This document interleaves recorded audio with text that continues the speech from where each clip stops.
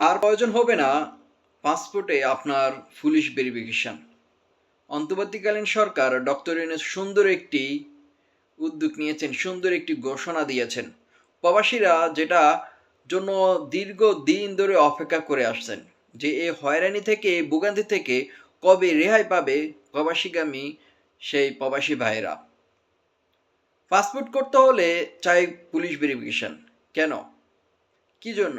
আমি এদেশের নাগরিক, যেভাবে আমার জন্ম নিবন্ধন হয়েছে, যেভাবে আমার এনআইডি কার্ড হয়েছে, সেভাবে তো পাসপোর্টও হওয়ার কথা। কিন্তু তার জন্য বাড়তি প্রয়োজন হয় পুলিশ ভেরিফিকেশন।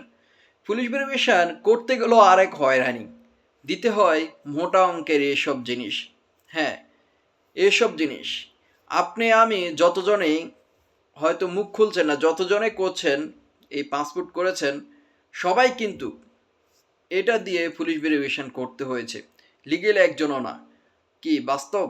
হ্যাঁ, অবশ্যই কমেন্ট করবেন বাস্তব কিনা। এই প্রথা কিন্তু 1920 সাল থেকে চলে আসছে। ব্রিটিশ আমল থেকে পাকিস্তান, বাংলাদেশ এবং কি ভারত বিভাজন হয়েছে।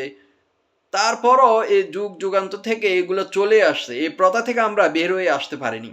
কিন্তু এইবার 2025 সালে অন্তর্বর্তীকালীন সরকার সুন্দর একটি ঘোষণা দিয়েছেন। পাসপোর্ট করতে হলে আর আপনাকে হয়রানি হতে হবে না, পুলিশ ভেরিফিকেশন করতে হবে না। সুন্দরভাবে যে সরকার জনগণ বসাবে, সে সরকার তো মানুষের দুয়ারে দুয়ারে পৌঁছে দিবে সব কিছু। পাসপোর্টও আপনার কাছে পৌঁছে যাবে।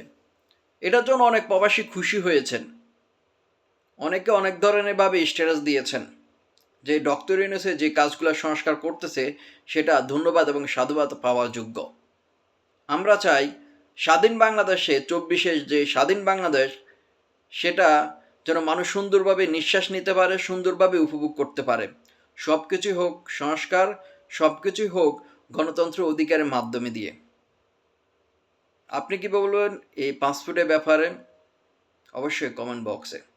আপনার আর পুলিশ ভেরিফিকেশন প্রয়োজন হবে না আপনার পাসপোর্ট তৈরি করতে।